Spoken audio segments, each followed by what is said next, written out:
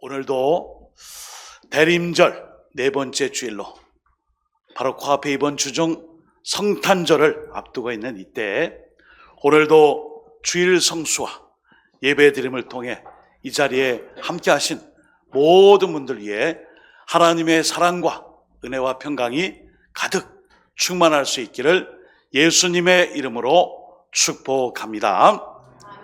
자, 오늘은 당신은 예수님께 드릴 황금과 유향과 몰약이 있습니까? 여러분 모두 저에게 오늘 이 말씀, 나는 예수님께 드릴 황금과 유향과 몰약의 예물이 있는지요? 오늘 이 말씀 마태복음 2장 6절에 12절 말씀을 중심으로 메리 크리스마스, 기쁨과 즐거움으로 그리스도를 미사 예배하는 자리에 우리 자신 모두가 헌신과 열심으로 예물을 준비하여 대림절을 지나 곧 성탄절 앞둔 이때 하나님 앞에 온전한 예배자 또 예물의 드림과 헌신의 삶을 살아갈 수 있기를 다시 한번 예수님의 이름으로 축복합니다. 아멘. 오늘 말씀의 시작은 동방 박사들이 나와요. 여러분, 이분들은 점이나 보고 점 보는 것으로 소득을 삼아 자기의 직업을 삼는 그런 단순한 우리가 생각하는 점성술, 점을 치는 사람이 아니에요. 이분들은 페르시아 지역에서 하나님의 말씀, 율법뿐 아니라 천문학뿐 아니라 시대의 모든 역사를 꿰뚫는 학식과 학문이 아주 풍부한 배운 사람들이에요. 이 사람들은 천문학과 이 점성술을 통해 공부하며 시대의 역사의 모든 것들을 파악하고 그것을 통해 세계 역사뿐 아니라 시대의 징조를 늘 연구했던 사람들, 바로 이 사람들이 동방박사입니다. 오늘 본문에 보시면은 동방박사들은 구약 미가서 5장 2절의 말씀 그대로 그것을 믿고 오늘 예루살렘 땅으로 오게 됩니다. 미가서 5장 2절 말씀, 베들레헴 에브라다야, 너는 유다 족속 중에 작을지라도 이스라엘을 다스릴 자가 내게서 내게로 나올 것이라. 그의 근본은 상고에 영원에 있느니라. 아멘. 미가서 5장 2절의 말씀이 반드시 성취될 것을 알고 오늘 동방 박사들은 페르시아에서 그 먼 길을 유대 땅으로 향하여 오늘 아기 예수님이 탄생하신 그 자리까지 오게 된 것입니다. 여러분, 이 동방 박사들이 이 헌신, 열심, 그 일을 통하여 그들이 정말 만왕의 왕이신 예수님을 잘 섬기고 예배하고 예물 드려 엎드리기 위해, 경배하기 위해 왔음을 우리는 오늘 성경을 통해 알고 있어요. 그러나 여기에 반대되는 한 인물이 등장해요. 바로 유대 땅의 분봉왕이라 할 수 있는 헤롯 왕이에요. 이 헤롯 왕은 자기의 권위, 지식, 재물, 그리고 자기 어떤 욕심으로 아주 똘똘 뭉쳐야 될 사람이에요. 자기 앞에 왕이 났느냐? 볼 수 없어요. 내 앞에 어떤 권세가 있느냐? 인정하지 않아요.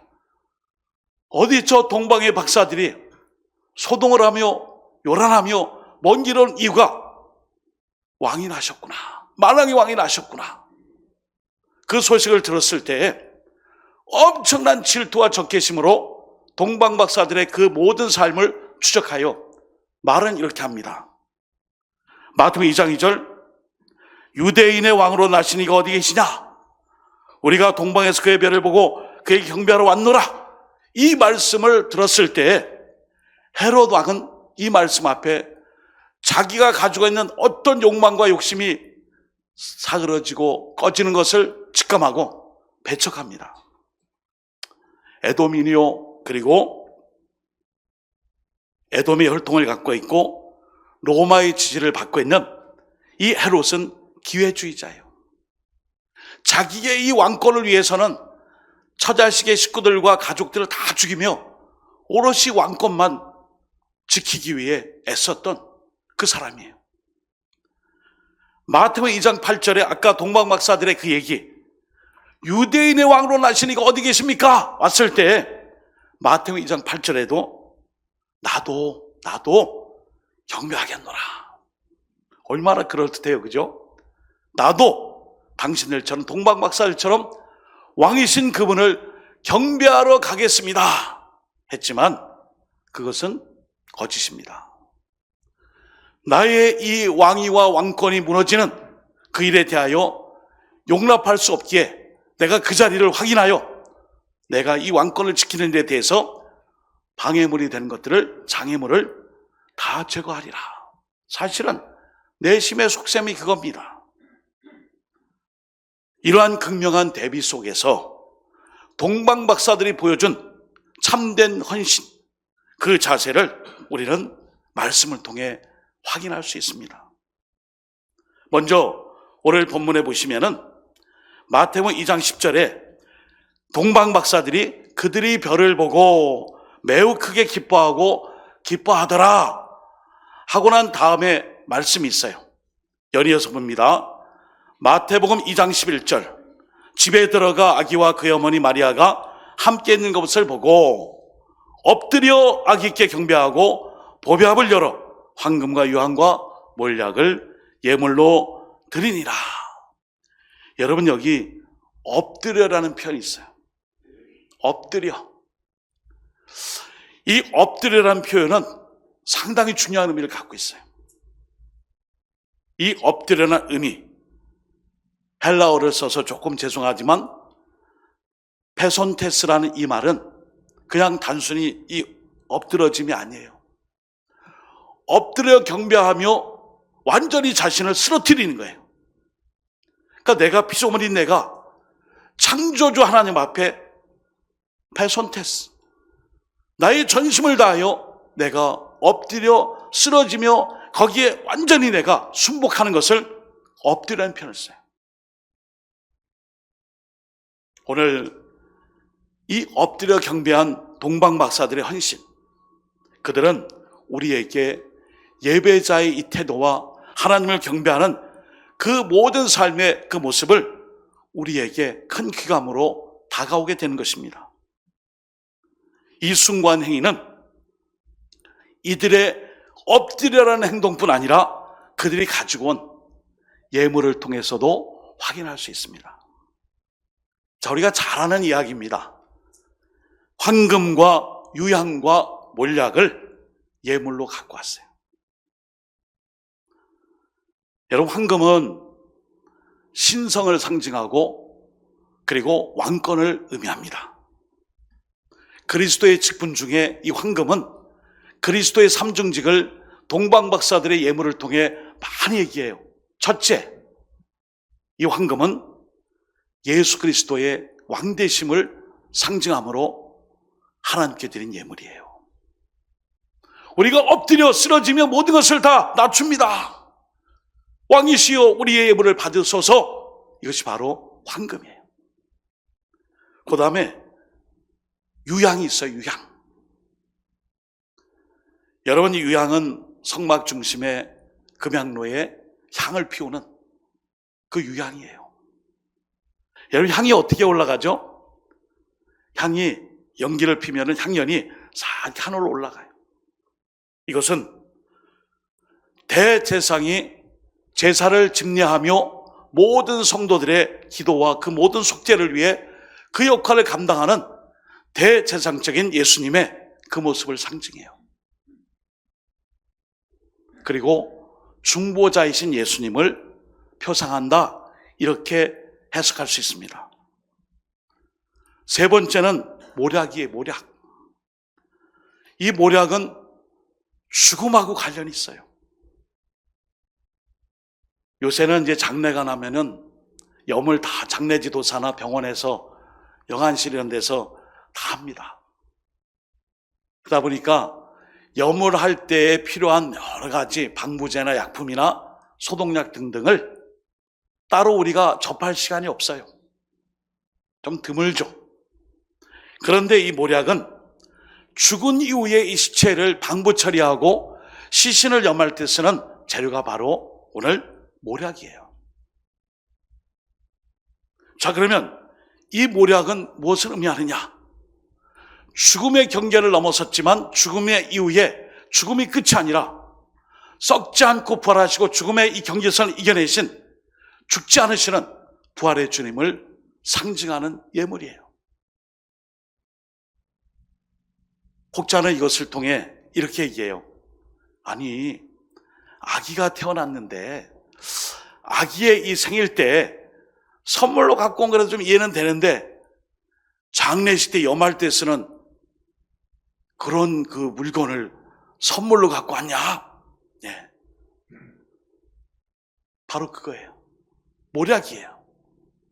시신을 처리하기 위한 그 약품과 같은 모략을 선물로 갖고 왔다는 것은 이 시체가 썩지 않고 영원토록 보존되며 장래 기간만이라도 잘 유지될 수 있도록 생명의 부활의 역사를 위해 그것을 고대하며 예수님께 선물로 드렸어요. 저희 막내에게서 죄송한데 우리 아이가 태어났을 때 제가 너무 기분이 좋아가지고 뭘 선물을 할까? 태어난 지 얼마 안 됐어요. 가만히 보니까 우리 아기 방에 내가 이 아이가 태어나서 좀 이렇게 상징할 수 있는 선물을 좀 해야 되겠구나 하고 시계를 샀어요. 시계. 벽시계를 샀어요. 둥그런 거. 근데 이 벽시계가 색깔이 검은색이에요. 저는 좋다고 시계 입고 이제 내가 애기 분유 주는 시간, 깨는 시간, 잠자는 시간 큰 시계를 사가지고 자랑한답시고 이제 아빠가 되어서 시계를 딱 걸어놨더니 장모님이 대뜸 그러세요. 박서방, 얘 어머니, 아니 애기 방에 시계를 선물로 사왔는데 빨갛고 노랗고 좀 핑크색이고 여자이고 그 다음에 뭐 디즈니랜드에 뭐 미키마우스도 이런 좀 이런 아기자기 예쁜 걸 사야지. 시커먼 거, 둥그런 거, 큰 거 딱 이 벽시계로 걸어놓고 이게 뭐야? 이건 생명이 태어났는데 이거 너무 시커멓다. 바꿔와라. 아이고 어머니 나중에 거실이나 다른 방에 놓고 쓰려면은 이게 좋아요. 네. 여러분 모략은요 죽음이에요. 희생이에요. 그러나 이 모략을 통해 예수님의 이 죽음은 그 경계선에 끝난 것이 아니라 죽음을 이겨내고 생명으로 부활하시는 그 의미에서의 모략입니다. 그래서 오늘 마태복음 2장 11절에 집에 들어가 아기와 그의 어머니 마리아가 함께 있는 것을 보고 엎드려, 아까 말씀드렸죠. 이 엎드림을 통해 신앙의 예수 그리스도 메시아의 삼중직, 왕이시며 중보자이시며 대제사장이시며 희생제물 되시는 그 모습을 예물로 신앙하여 드린 이 동방박사들의 이 헌신은 참으로 지혜롭고 똑똑하며 우리에게 주는 신앙의 의미가 아주 깊은 것입니다. 특별히 한 번 더 강조합니다. 여러분 오늘도 찬양팀이 찬양대가 정말 찬양을 열심히 해서 예물 올려드려요. 이 예배 가운데 찬양 올려드렸어요. 이 역시 찬양대가 이 찬양을 통해 어디에게요? 하나님을 향하여 주님께 엎드려 경배하며 우리 가장 낮은 자세로 순복하여 드리는 이 예배, 그 중에 이 찬양은 바로 엎드림 경배, 겸손, 왕이신 하나님 앞에 이 찬양을 통해 주님을 높이는 바로 그것과 일맥상통한 것입니다.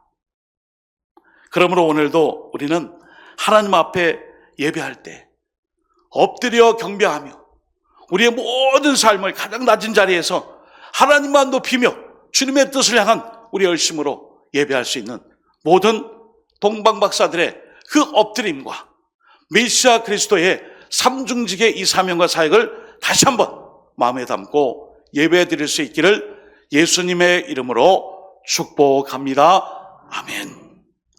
자, 그러면은 이 세 가지 예문에 담겨 있는 의미는 무엇일까요? 한 번 더 묻습니다.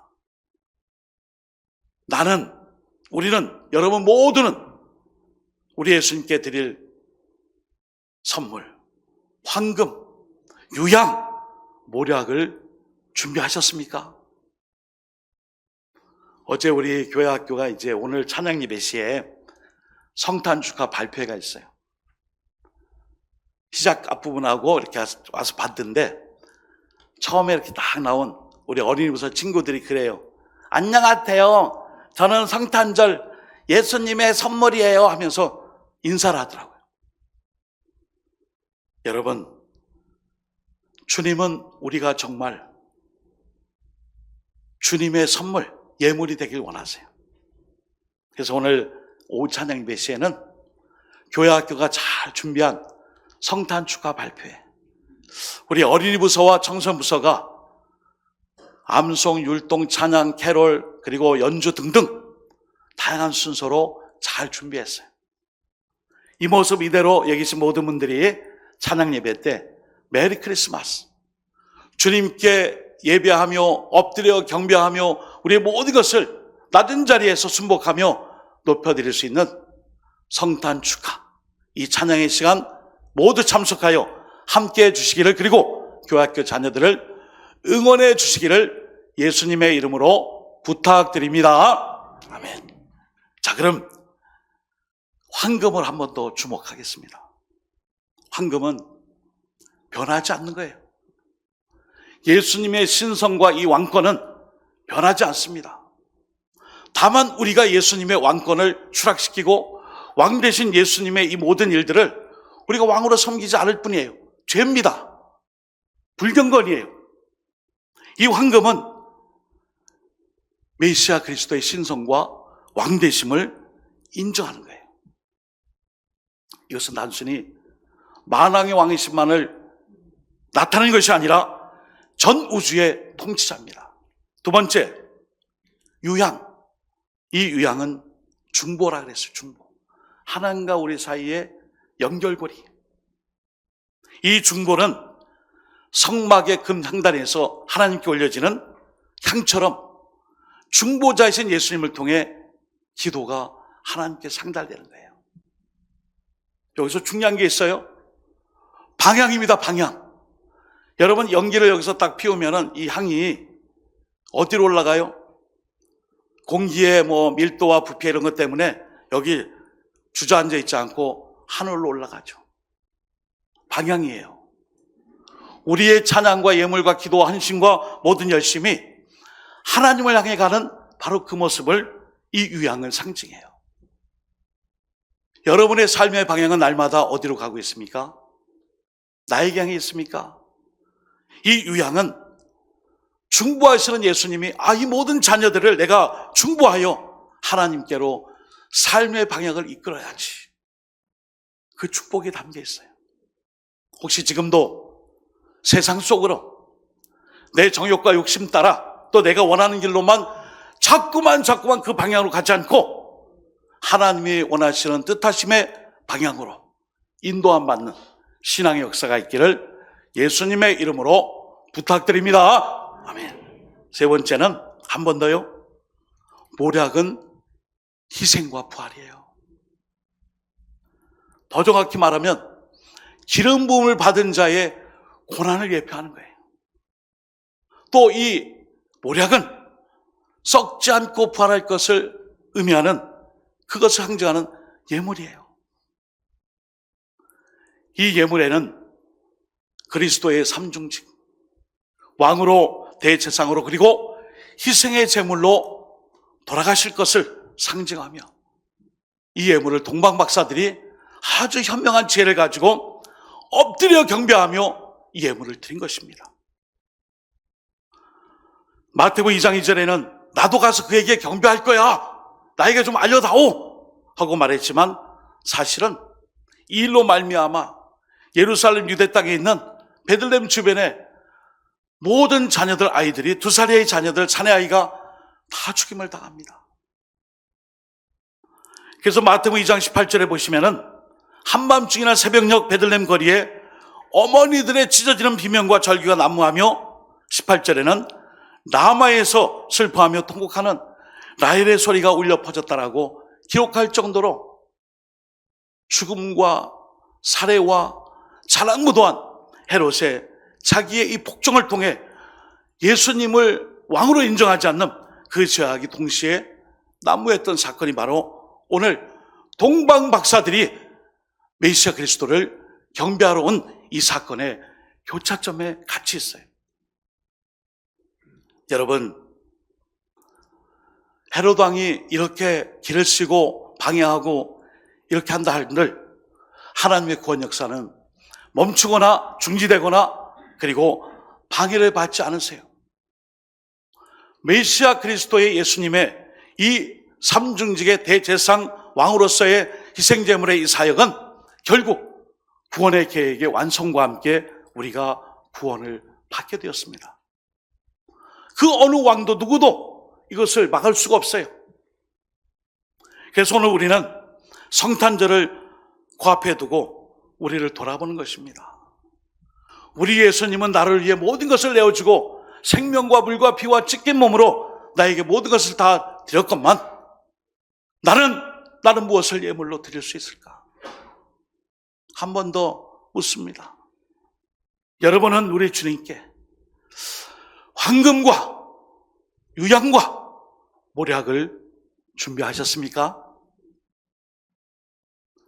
준비할 수 있도록 이제 설교의 마무리로 말씀을 드립니다. 출애굽기 23장 15절에 보시면은 하나님 앞에 절기를 지키러 올 때에 빈손으로 오지 말라라고 말씀해줘요. 빈손으로 오지 말라. 맨 마지막 번에 나오죠? 빈손으로 절기를 지킬 때에 빈손으로 내 앞에 나오지 말지니라. 여러분, 성탄절도 절기예요.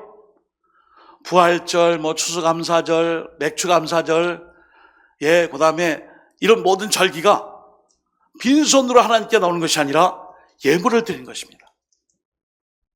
자, 그럼 우리는 성탄절에 어떤 예물을 드려야 할까요? 황금은 이것이 황금으로 드리라는 것이 아니라 더 깊은 의미는 왕으로서의 그 주님의 이 왕권뿐 아니라 통치에 대한 고백이에요. 하나님의 통치에 제가 그 삶을 살겠습니다. 제가 하나님의 다스림과 주권적 다스림 앞에 제가 모든 것을 하나님께 맡기며 그 다스림의 삶으로 살겠습니다. 믿음의 결단이에요. 그래서 동방 박사들은 예수님에게 왕관을 씌워주지 않았어요.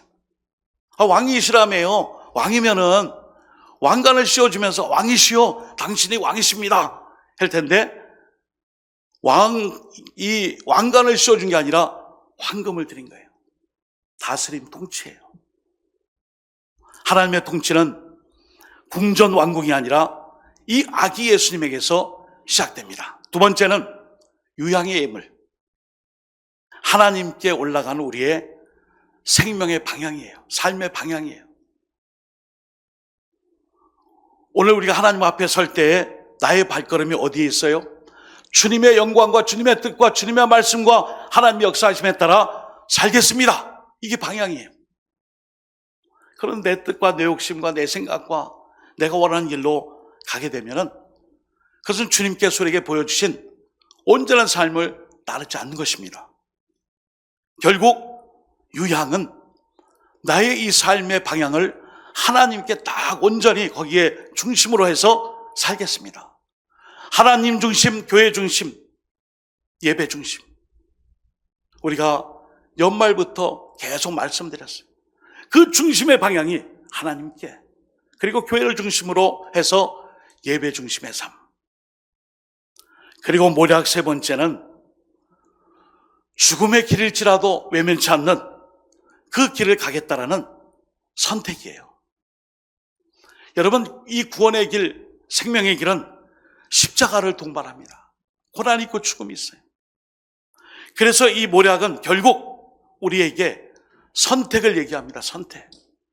여러분, 여호수아가 마지막 임종을 앞두고 과감하게 외친 말씀이 있어요.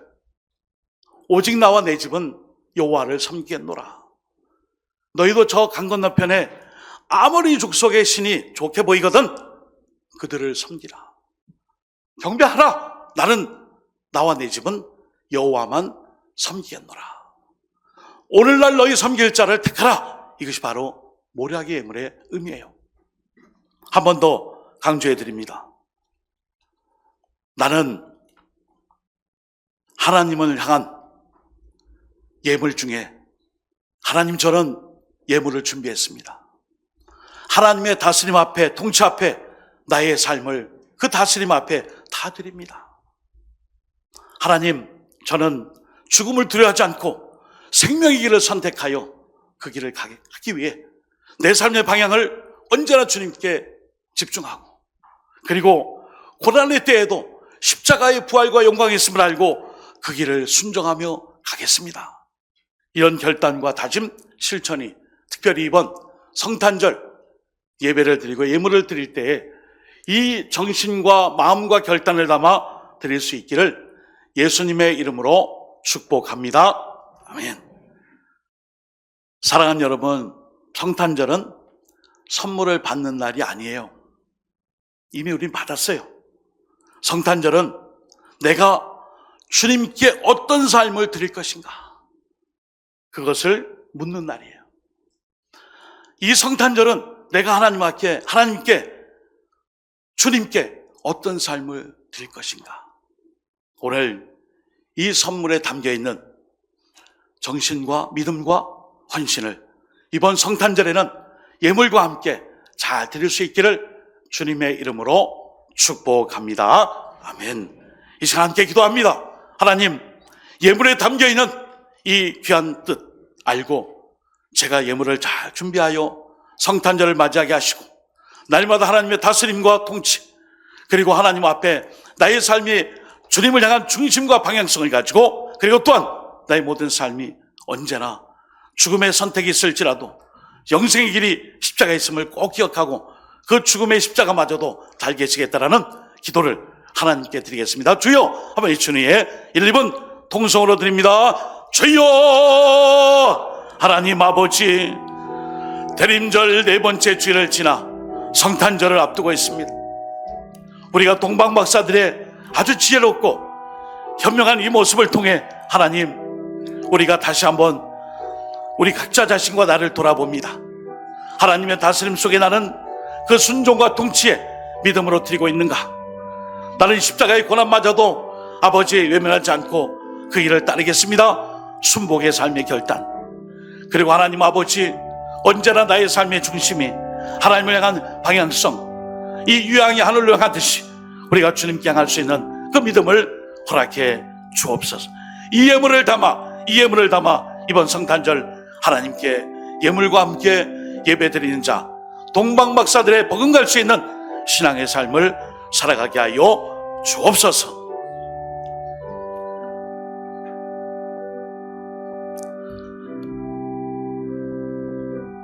하나님 아버지, 오늘도 말씀을 통해 동방박사들의 그 지혜롭고 현명한 예물에 담긴 의미를 대림절 넷째 주일과 성탄절을 바로 앞에 두고 다시 한번 그 의미를 깨닫고 말씀을 들었습니다. 왕이신 하나님, 내가 나의 삶 모두가 주님의 다스림 속에 드려지게 하여 주옵소서. 어떤 어려움과 역경 속에서도 나의 모든 삶의 방향이 예수 그리스도 주님과 함께 할 수 있도록 언제나 주님을 향하게 하여 주옵소서. 하나님, 죽음의 골짜기를 지날지라도 신앙의 생명 역사를 선택한 자로서의 삶을 살아가게 하여 주옵소서. 예수님의 이름으로 기도드립니다. 아멘.